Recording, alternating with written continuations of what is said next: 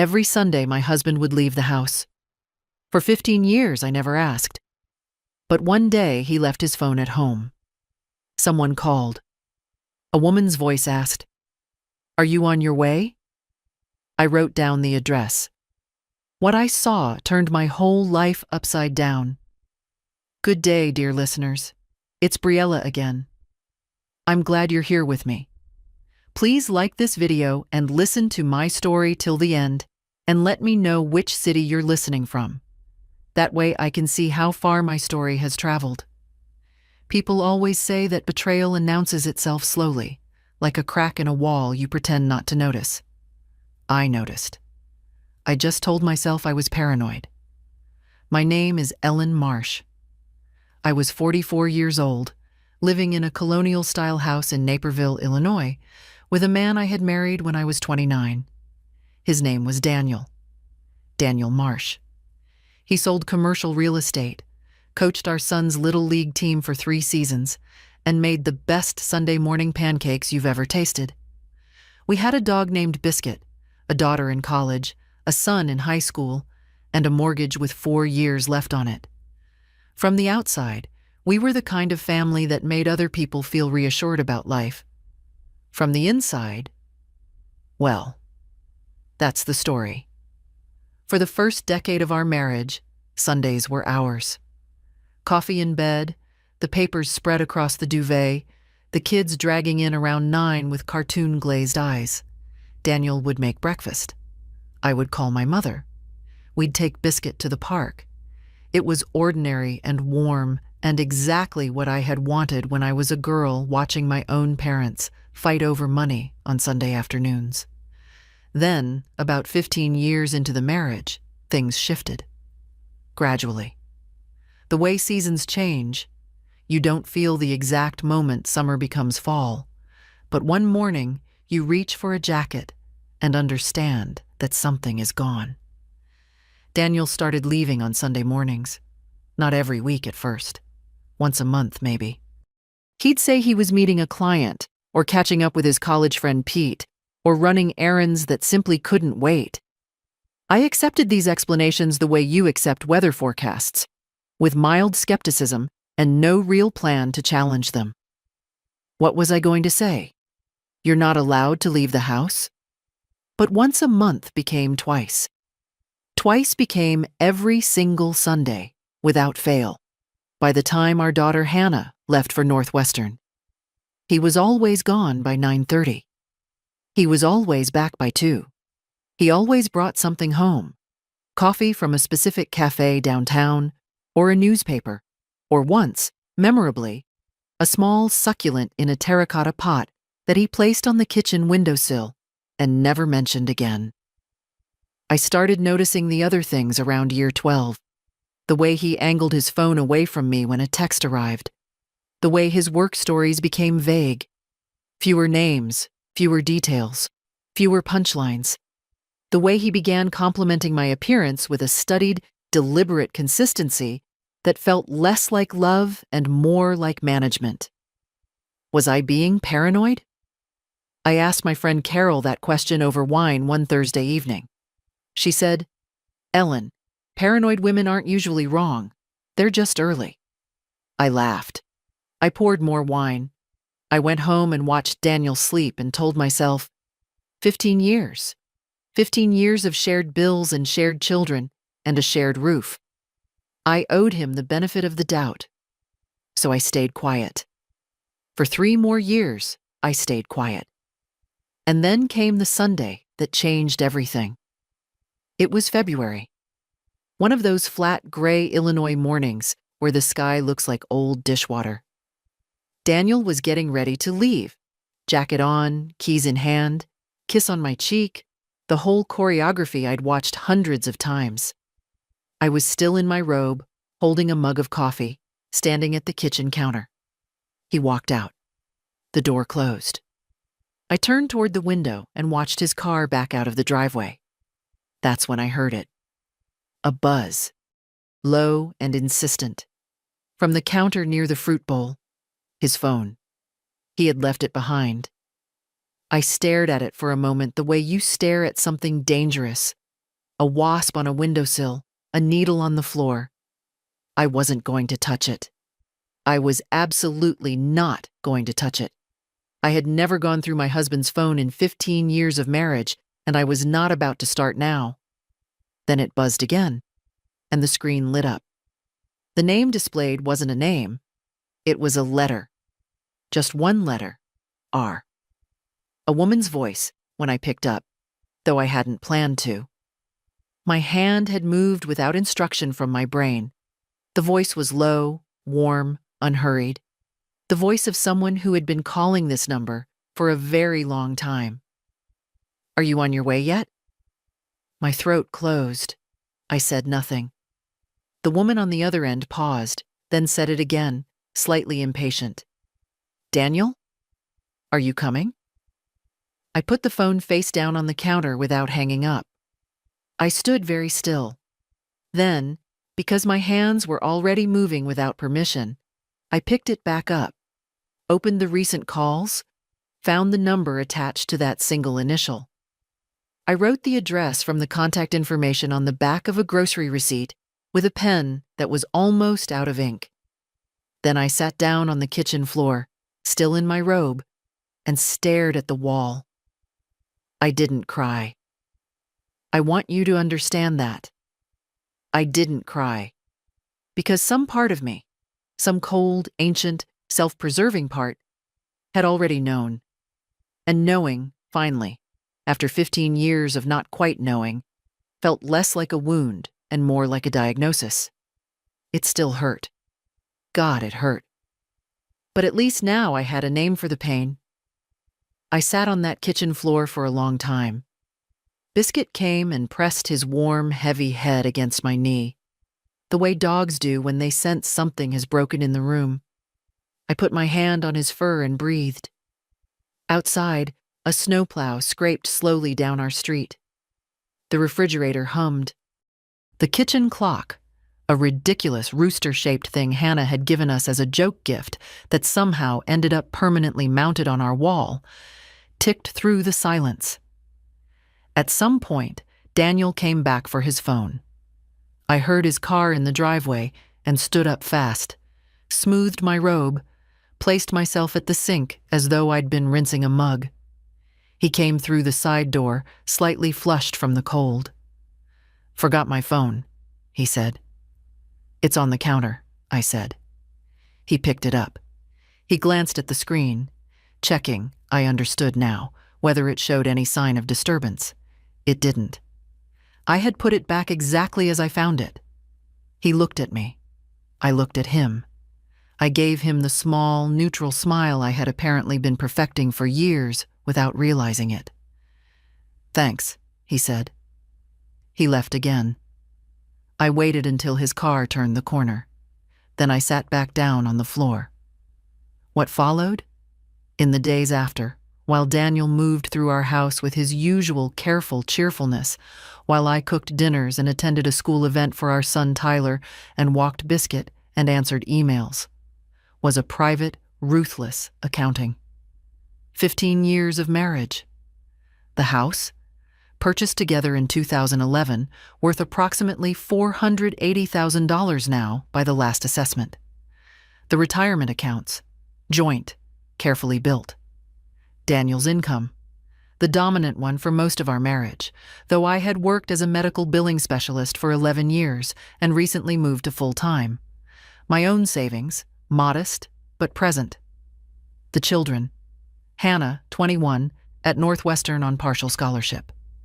Tyler, 16, a junior at Naperville Central. Then the less quantifiable losses, my sense of reality, my trust in my own perception. 15 years of small moments I would now have to re-examine like evidence at a crime scene. The succulent on the windowsill, the phone angled away, the client meetings on Sunday mornings, the careful compliments. I was terrified. I want to be honest about that, because this story is not about a woman who was never afraid. I was afraid in a very specific, domestic way. Afraid of being alone at 44, afraid of the legal complexity, afraid of what it would do to Tyler, Afraid of telling Hannah and watching her face change. Afraid, too, of being wrong. What if I had misread everything?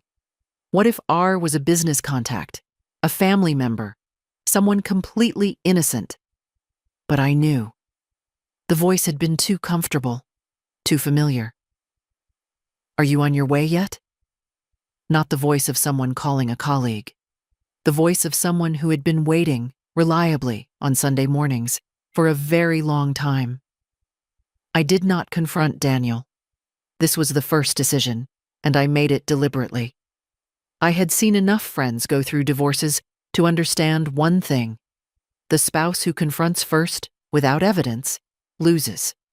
They cry, they beg, they accept whatever explanation is offered, and then the other party has time to cover tracks, move assets, prepare.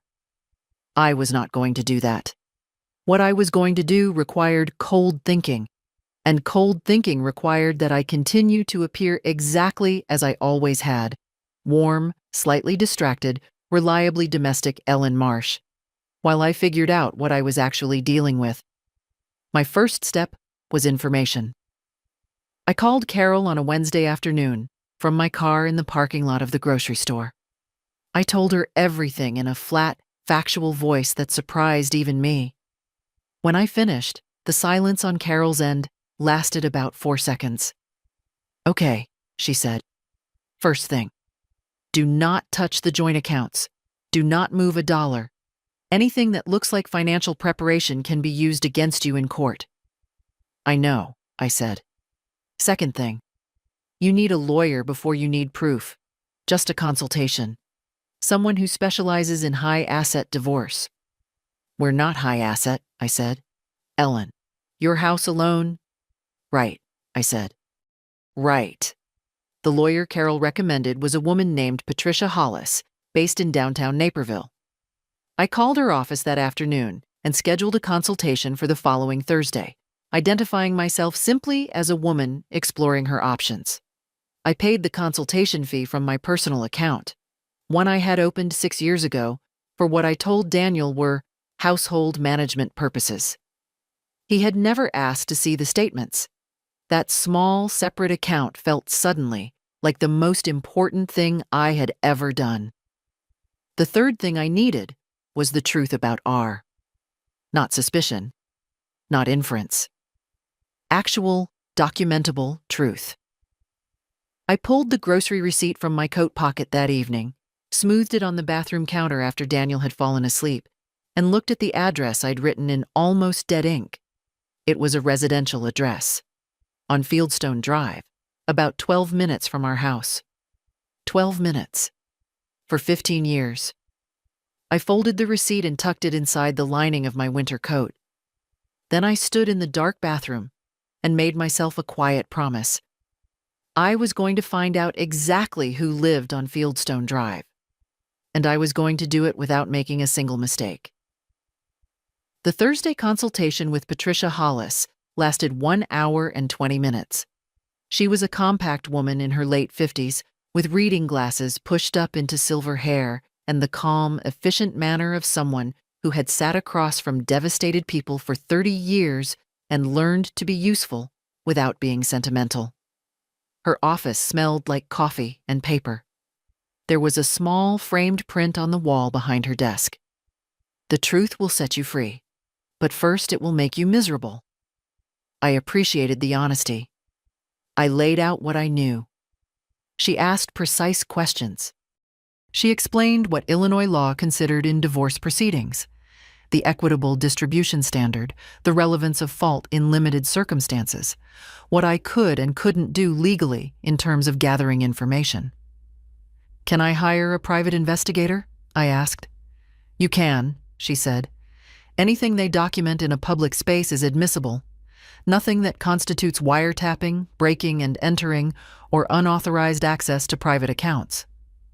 "What about driving past a house?" She looked at me over her glasses. "That's not illegal, Ellen." I nodded. "The more important question," Patricia said, "is what you want the outcome to be. Information or action?" "Both," I said. "In that order." She gave me a referral for an investigator, a former police detective named Gary Sutter, who worked out of a small office in Lyle. I called him from my car before I'd even pulled out of the parking structure.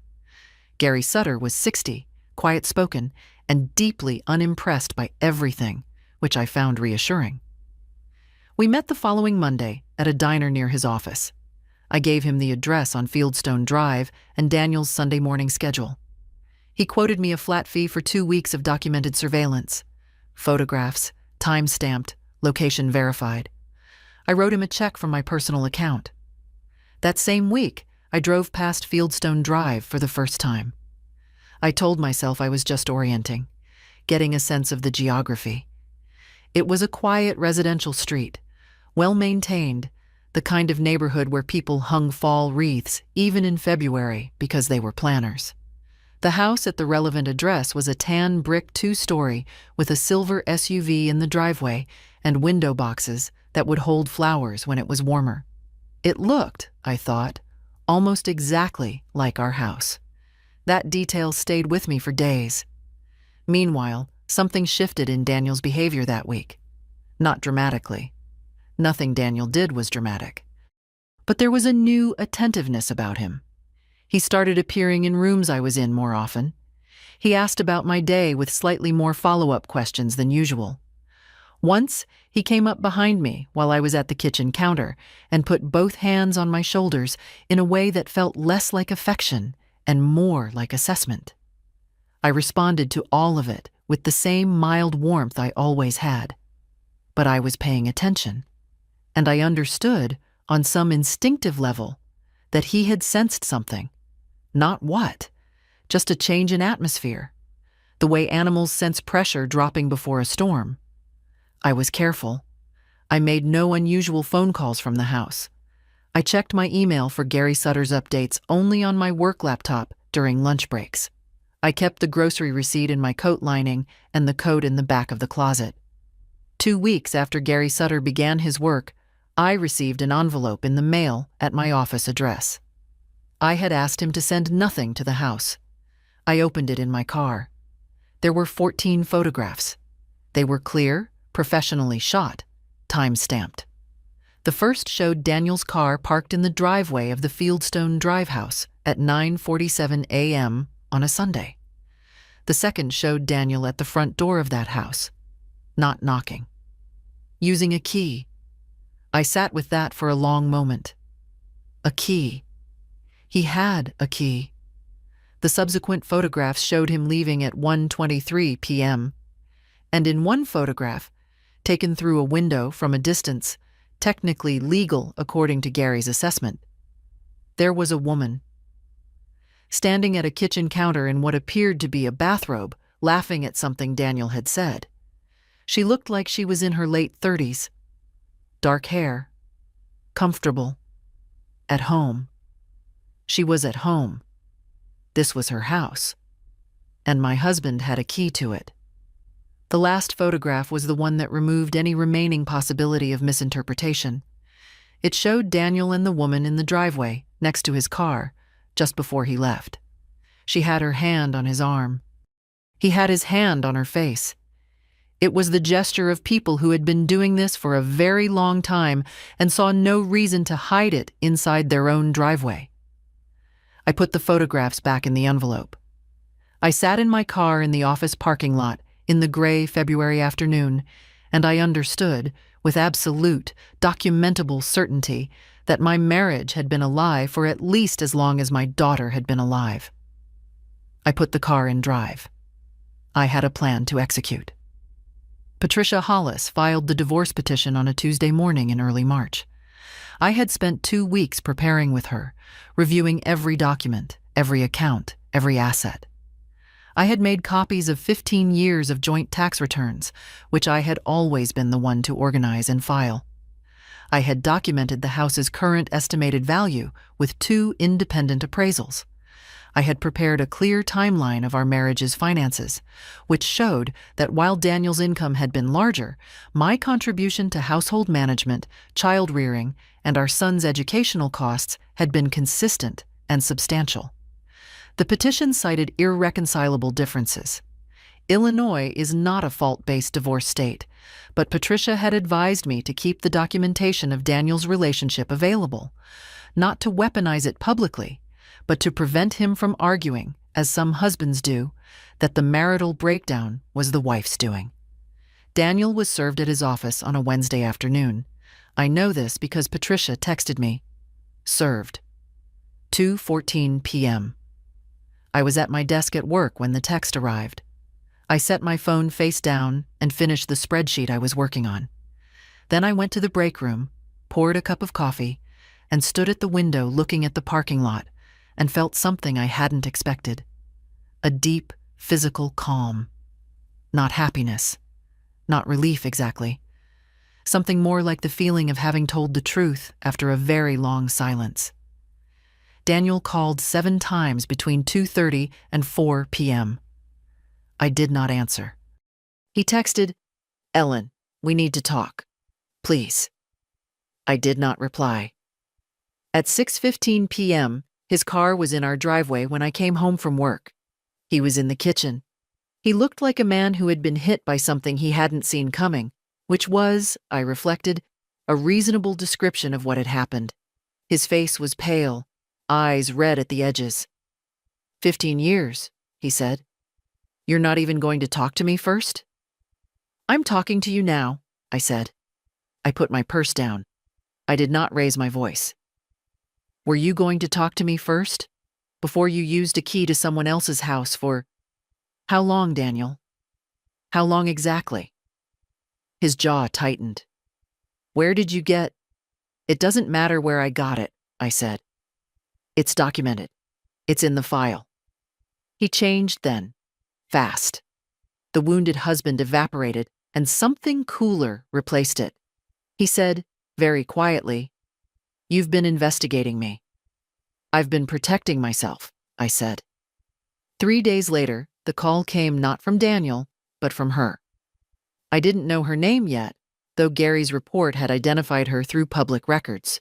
Rebecca Carver, 38 years old, divorced once, no children, worked as a marketing director for a logistics company. She called from a number I didn't recognize on a Saturday morning while I was grocery shopping. "I think we should meet," she said, when I answered. Her voice was the same as I remembered from that Sunday. Low, self-possessed. "I think there are things you don't understand about your situation." "I understand my situation quite well," I said, standing in the cereal aisle. "Daniel and I have been together for 11 years, she said. "I'm not going anywhere. And if you push this, if you make this ugly, you should know that Daniel has resources you don't know about. We've spoken to an attorney. You're not going to get what you think you're going to get." I put a box of oatmeal in my cart. "Thank you for the call, Rebecca," I said. "Please don't contact me again. Any further communication should go through my attorney." I hung up. 11 years. Tyler was 5 when it started. Hannah was 10. I got to my car, sat down, and let myself feel it fully. The rage, the grief, the sheer scale of the deception. For exactly 4 minutes.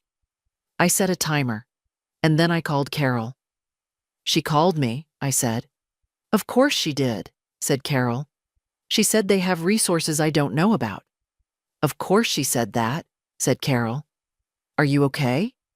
"No," I said honestly, "but I'm not stopping." That weekend I took Tyler to his grandmother's, my mother's house in Evanston, and told my mother a simplified version of the truth.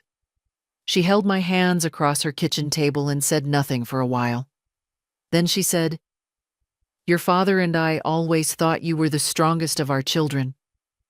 I drove back to the empty house. I took a bath. I ordered Thai food. I watched an old movie I'd seen a dozen times and didn't follow a single scene. I gave myself those 2 days because what was coming would require everything I had. The following week, Daniel asked to meet for coffee. Not at the house, at a neutral place, he specified in a text. He suggested a cafe downtown that we had gone to occasionally over the years, which I suspected was a deliberate choice, meant to evoke some sense of normalcy or shared history. I agreed, because Patricia had advised me that demonstrating willingness to communicate, calmly and through proper channels, was useful optics if the case went before a judge. I arrived first. I ordered tea. I sat with my back to the wall, which I had read somewhere was what people who feel in danger instinctively do. I didn't feel in danger, but I noticed I'd chosen the position anyway. Daniel came in looking better than he had in our kitchen. He'd had a few days to compose himself. He sat down, ordered nothing, and placed his hands on the table in what I recognized as a deliberate gesture of openness. "I don't want a war," he said. "Neither do I said. "Then let's talk about a settlement. Something fair. Something that doesn't drag through the courts for a year and cost both of us everything." "What are you offering?" I asked. What he offered was, in Patricia's later assessment, approximately 60 cents on the dollar. He proposed that I take a buyout of my share in the house, a figure that reflected the original purchase price, not the current appreciated value. He proposed that we split the retirement accounts evenly, which sounded fair until you realized that his 401k was 3 times the size of mine, because he had been contributing at a higher rate for a decade. He proposed no spousal support, citing my full-time employment. I listened to all of it. I let him finish. "I'll pass this to my attorney," I said. "Ellen." He leaned forward slightly. "Patricia Hollis is going to cost you more than you'll gain. You know that." "Maybe," I said. "We can do this ourselves. 2 adults, 15 years, we know each other. We don't need—" "Daniel," I said, and something in my voice stopped him. "You had a key to her house. You spent 11 years of our marriage with another woman, 12 minutes from where our children were growing up. You left every Sunday morning and came home and made pancakes." I paused. "I am not going to sit across a cafe table from you and negotiate my own settlement. My attorney will be in touch." I left first. I did not look back. In the parking lot, I sat in my car for a moment and noticed that my hands were completely steady. That steadiness surprised me. A year ago, 6 months ago, I think I would have cried in that cafe, or agreed to something, or apologized, reflexively, for creating conflict. Not now. That week, I built the support structure I needed, deliberately and without embarrassment. Carol was already in. She had been since the grocery store parking lot call. I added my sister Janet, who lived in Indianapolis, and who, once I told her the full story, said, "Oh, finally," in a tone that made me understand she had suspected for longer than I had. I added my therapist, Dr. Susan Park, whom I began seeing weekly and who helped me understand that the eerie calm I felt was not coldness, but clarity. The specific clarity that arrives when you stop lying to yourself. I also told Hannah. That conversation I had dreaded most. I drove to Northwestern on a Saturday, took her to lunch, and told her as plainly and kindly as I could. She was quiet for a long time. Then she said, "Does Tyler know?" "Not yet," I said. "I'm going to tell him this weekend." 11 years, Hannah said. She stared at her food. "So basically my whole life." "I'm so sorry," I said. "Mom," she looked up. "Don't be sorry. You didn't do anything." I held that sentence close for a long time afterward, the way you hold something warm. Tyler took it differently, with the specific teenage combination of fury and shutdown that I had expected. He didn't speak to Daniel for 3 weeks. He threw himself into school and track practice and a controlled, simmering anger that I recognized because I felt it too. But my children were not broken. Shaken, yes. Reoriented, yes. But not broken. That told me something important about the 15 years. The real 15 years. The parts that had been true. I had built something real, even inside a lie. My children were evidence of it. And no settlement offer, no cafe conversation, no phone call from Rebecca Carver was going to diminish that. They came on a Sunday. Of course it was a Sunday. I had come back from a morning walk with Biscuit and was changing out of my coat when I heard a car in the driveway. I looked through the front window and felt the particular cold that has nothing to do with weather. Daniel's car, and behind it, a silver SUV. The silver SUV from the driveway on Fieldstone Drive. I took 3 slow breaths. I made sure Tyler was at a friend's house. He was. Then I opened the front door before they had a chance to knock, because I wasn't going to give them the moment of superiority that comes with being the one who rings the bell. They stood side by side on my front porch. Daniel looked uncomfortable. Rebecca Carver looked precisely the opposite. Composed, pleasant-faced, dressed in the careful manner of someone who wanted to appear non-threatening. She was attractive in a specific, groomed way. She held a small paper bag from a bakery. Croissants, I could smell. Warm ones. The deliberateness of that detail, the warm croissants, the Sunday morning, the driveway of my house, was either unconscious or it was the most audacious thing I had ever witnessed. I still don't know which. "We brought something," she said. I thought, maybe this has all gotten too formal, too adversarial. I thought maybe if the 3 of us just talked. "You're at my home," I said. I kept my voice level. "Unannounced." "We should have called," Daniel said.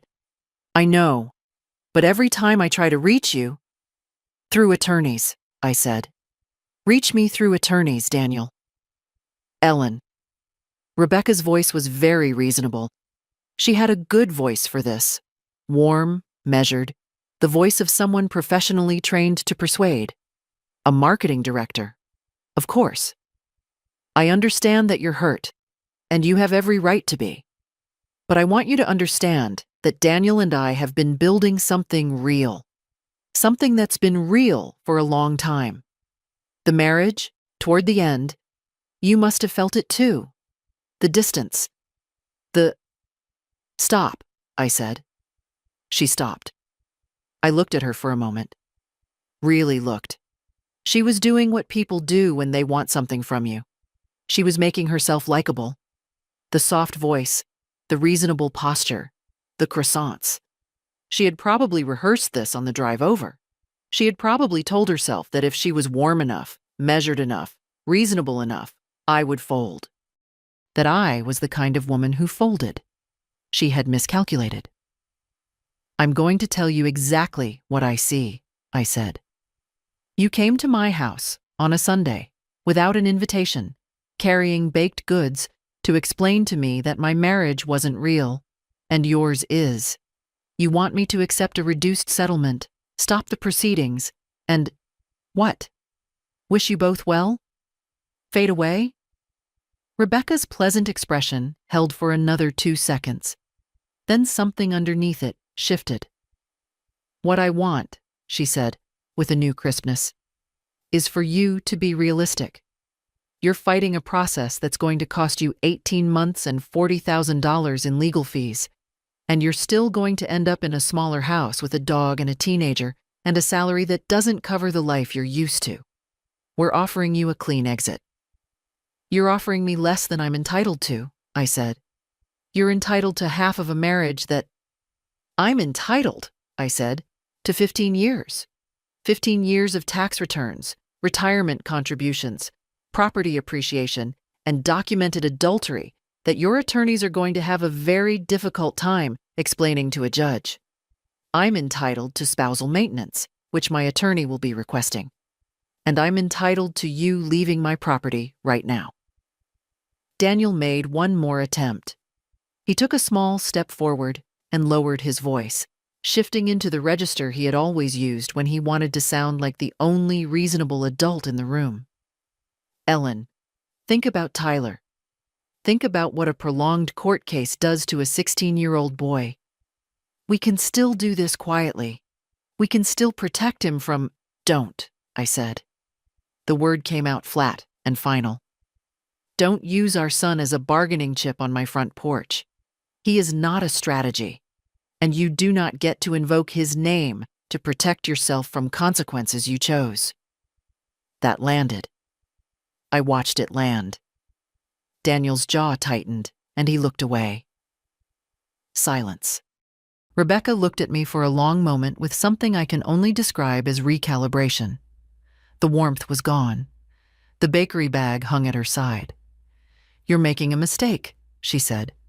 "That's my right," I said. They left.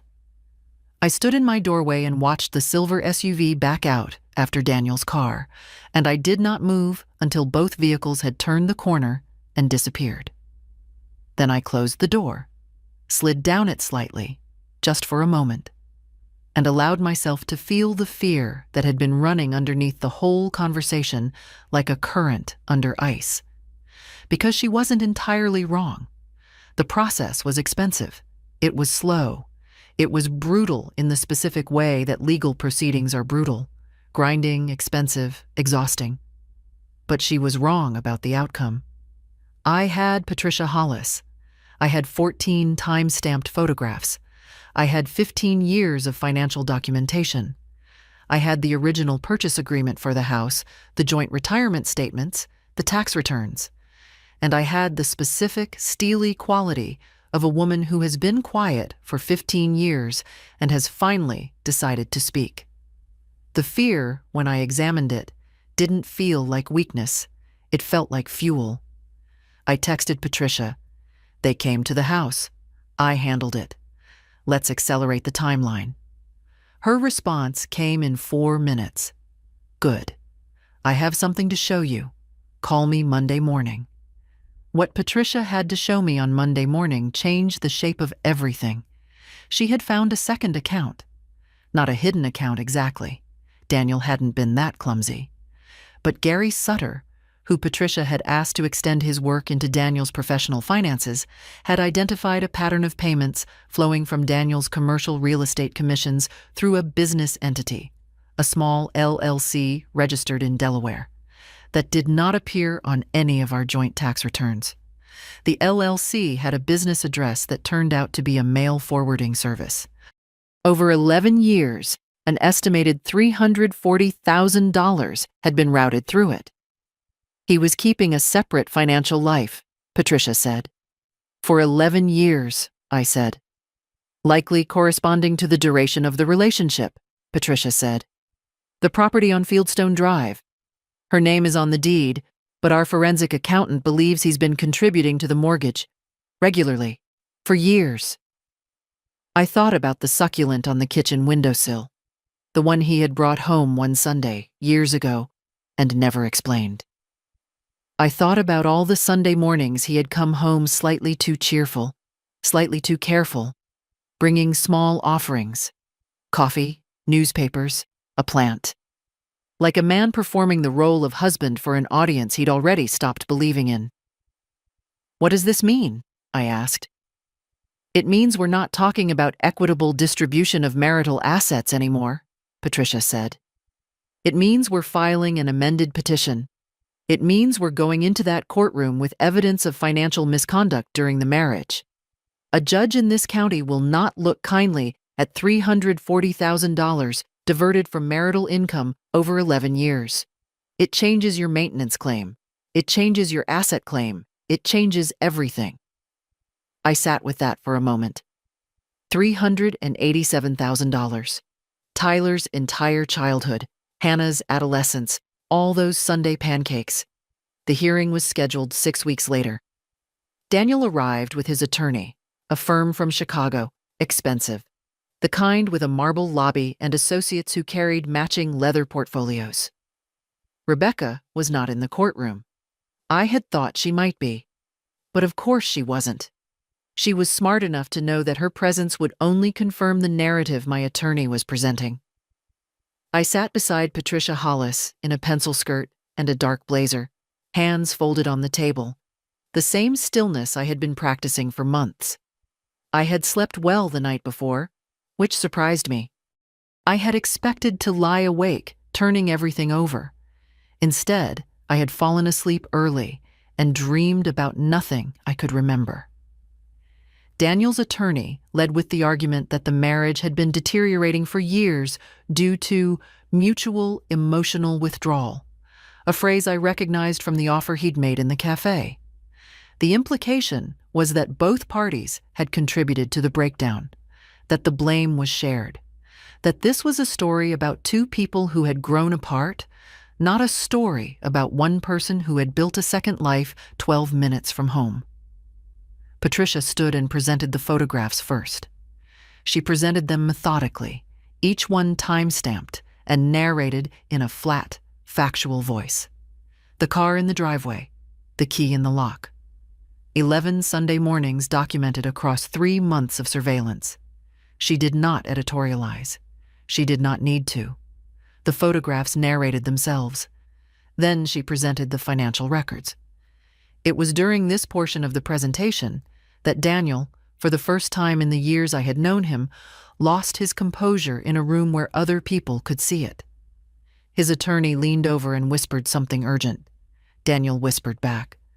The whispered exchange became slightly less quiet, then slightly less quiet again. The judge glanced at them once, with the neutrality of someone who has seen this particular moment many times before. His attorney tried to characterize the LLC as a legitimate business vehicle, used for professional expenses, a common structure in commercial real estate, entirely standard, nothing unusual. Patricia's forensic accountant dismantled this in about 12 minutes, line by line, payment by payment, category by category. The accounts had been used for property costs, restaurant charges, travel expenses, and once, notably, for a piece of jewelry with a retail value of $4,200. Can you tell us, Patricia asked the accountant, whether this jewelry purchase corresponds to a date of significance? Yes, said the accountant. It was purchased on February 14th, 2019. Valentine's Day. The year I had received grocery store flowers and cooked a dinner I thought was romantic. A sound came from Daniel's side of the table. Not a word, just a sound. A small exhale, the sound of a man watching something collapse that he had spent a decade carefully constructing. The judge asked Daniel's attorney several pointed questions. The attorney answered some of them precisely and requested time to respond to others. The request was noted. The judge's expression remained professionally neutral, but there is a specific quality to a neutral expression in a courtroom when one party has just watched 11 years of documented financial misconduct entered into the permanent record. It is not sympathy. It is not condemnation. It is simply the face of someone who has seen enough to understand exactly what they are looking at. After the session, in the hallway outside, Daniel caught me by the elbow. "Ellen," he said. His voice was very low, stripped of the careful management it usually carried. "Whatever you think of me, the kids don't need to go through more than they already." "I've thought about the kids every day for 6 months," I said. I removed my arm from his hand, gently but completely. "That's why I made sure everything was documented, so this doesn't drag on, so there's no ambiguity. So Tyler and Hannah don't spend the next 3 years watching us negotiate in the dark." He looked at me, and I saw something in his face that I hadn't expected. Not anger, not the cold calculation I'd seen glimpses of in the cafe and in our kitchen. Something more exposed than either of those. The recognition of a person who has just understood, fully and without remaining escape routes, that the person standing in front of them is no longer the person they thought they knew. Good, I thought. That was exactly who I needed to be. The judge issued preliminary findings 3 weeks after the hearing.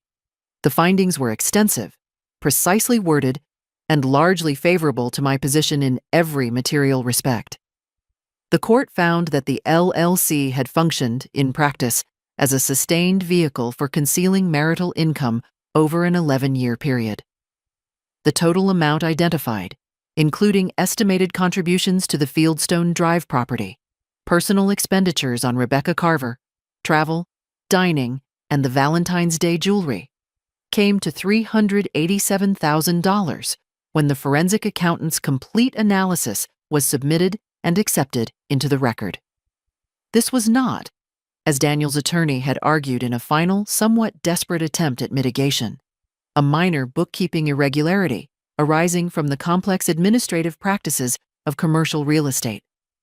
The judge used the phrase sustained financial deception in the written findings. She did not use the word fraud, which carries a specific legal threshold that requires criminal intent to be proven beyond a reasonable doubt. But she came very close to the edge of it. Close enough that Daniel's Chicago attorneys, I later learned, had strongly advised him against any further litigation. What I received in the final settlement: the house. Full ownership, with Daniel required to release his equity stake against a structured payment over 18 months.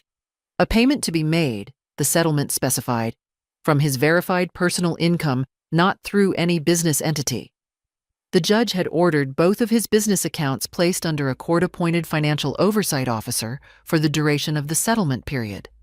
He could not move money without documentation. My full share of the joint retirement accounts, plus a proportional adjustment for the years during which his retirement contributions had been artificially suppressed by the consistent diversion of income to the LLC. This argument had been Patricia's most technically complex, and it had held completely. Spousal maintenance for 6 years, at a monthly amount calculated not from Daniel's declared recent income, which had appeared modest, as declared income tends to appear when a third of it has been flowing through a Delaware LLC for a decade, but from his documented earning capacity, established through commission records from the 3 years before the LLC structure had fully reduced his visible income. Tyler's remaining school expenses, shared equally, with a provision for college costs built on the same formula applied to Hannah's support. No ambiguity. No room for future renegotiation based on changed circumstances that Daniel might engineer. I signed the final settlement agreement on a Thursday morning in Patricia Hollis's office. The spring light came through her window at a low angle and made a warm stripe across the conference table. Patricia slid the document across the desk, and I read every page, all 31 of them, before I put pen to paper. It took 40 minutes. Patricia refilled both our coffee cups twice. She did not rush me. She had never rushed me. When I put the pen down, she said, "You did well." "We did well," I said. She gave me the small, efficient smile I had come to recognize as her version of genuine warmth. Then she opened a second folder. "One more thing," she said. She slid a single page across the desk. "This arrived yesterday." It was a letter from Rebecca Carver's attorney, addressed to Patricia's firm. Rebecca, it appeared, had learned of the financial findings in detail, perhaps through Daniel's own attorneys, perhaps through the public record, and had retained her own legal counsel. She was pursuing a civil claim against Daniel. Her attorney characterized it as arising from fraudulent misrepresentation. She argued through counsel, made major life decisions over the course of 11 years, financial, professional, personal, based on explicit assurances Daniel had made about his intention to leave the marriage and build a future with her. With the LLC findings now in the public court record, her attorney had substantial, independently corroborated documentation to work with. She was not going to disappear quietly either. I almost admired her for that.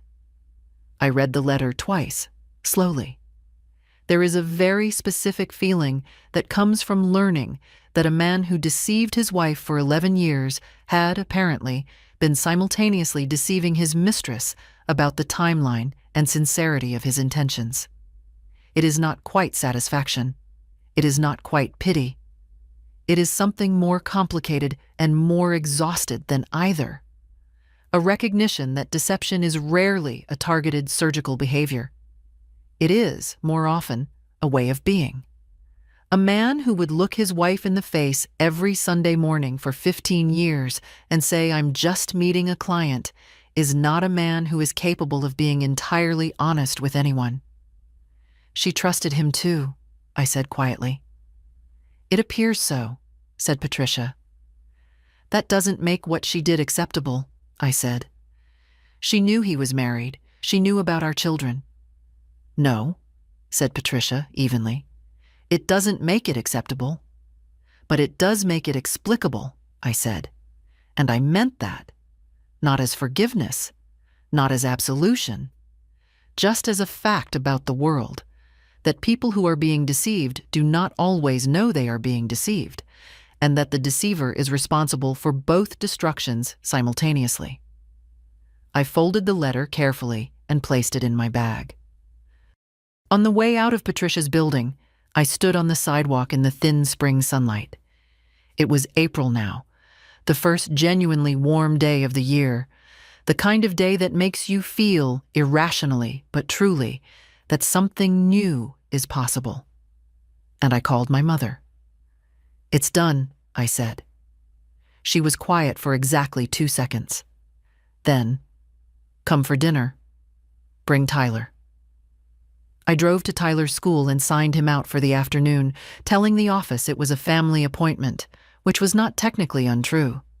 He got in the car and looked at my face with the particular directness teenagers develop when they have been through something real and stopped pretending otherwise.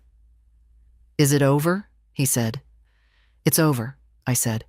He nodded once, put his earbuds in. After a moment, he pulled one out and said, without looking at me, Mom, you okay? I thought about the kitchen floor in February, the almost dead pen, the grocery receipt, the 15 years of Sunday mornings, the terracotta paint I had already chosen, sitting in 2 cans in the garage, waiting. Yes, I said, and I meant every word of it. The first thing I did with my own house was repaint the kitchen. The color we'd had, a cautious, inoffensive grayish that Daniel had chosen because he said it photographed well if we ever sold, had always vaguely depressed me. I painted it a deep, warm terracotta that Hannah, when she came home for spring break, stood in front of before saying, That's you, Mom. I didn't know exactly what she meant, but I understood it. I kept Biscuit. I kept the rooster clock, though I'm still not sure why.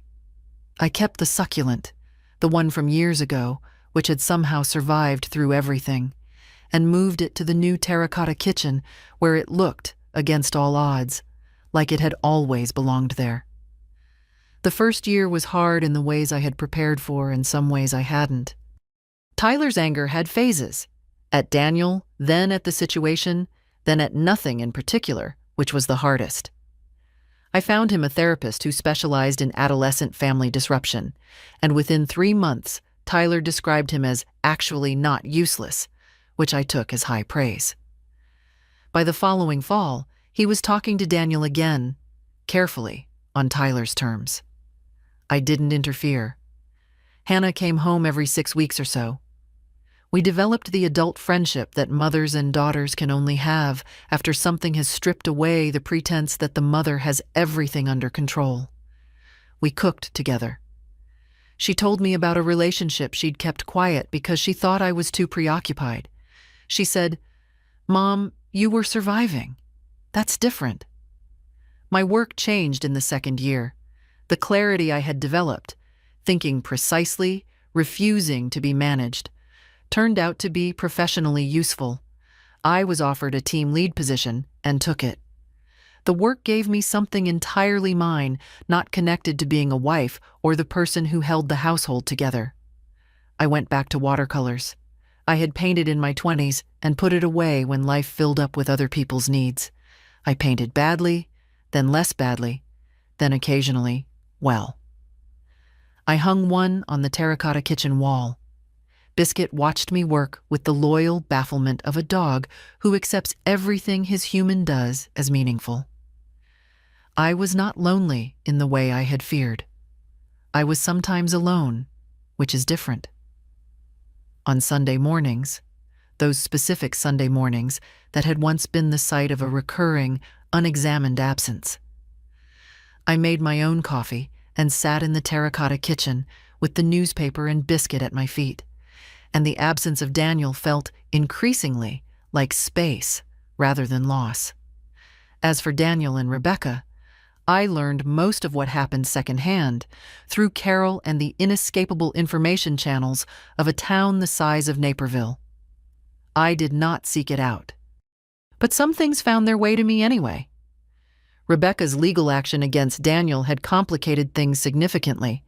She had made major life decisions based on his assurances that he would eventually leave the marriage. With the LLC findings in the public record of my divorce, her attorney had substantial documentation to work with. The case settled out of court on terms that were, by all accounts, painful for Daniel.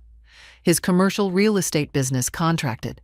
Professional relationships built on trust do not survive 11 years of documented financial concealment becoming public record. 2 significant clients left. His income, when Tyler mentioned it neutrally one evening, was a fraction of what it had been. He was living in a 1-bedroom apartment in a suburb I didn't know well. He was no longer with Rebecca. Rebecca had sold the house on Fieldstone Drive. Whatever future she had waited 11 years for had not materialized. I felt something when I considered this. Not triumph, not pity exactly. Something more like the recognition I had felt reading her attorney's letter. Deception does not discriminate. It damages everyone in its radius, including, in the end, the person doing the deceiving. I didn't think about Daniel much anymore. When I did, it was in the context of the children, Tyler's schedule, Hannah's university records. He was their father. That was a permanent fact I had made my peace with. What I thought about on those Sunday mornings with my coffee and my dog in my terracotta kitchen was the woman I was now. She was quieter than before, more certain of herself, less interested in being managed and more interested in being known. She had a lawyer she trusted, a therapist she saw monthly, a best friend who had talked her through a parking lot in February, a sister who called every Sunday, and children who were, against the odds of the year they'd had, fundamentally okay. She had a small watercolor on a terracotta wall. She was, I thought, carefully, without jinxing it, happy. If this story taught me anything, it's this. Silence is not loyalty. It is just silence. What would you have done? If this story stayed with you, if it made you feel something, leave a comment. Share it with someone who needs to hear it. Thank you for staying until the end.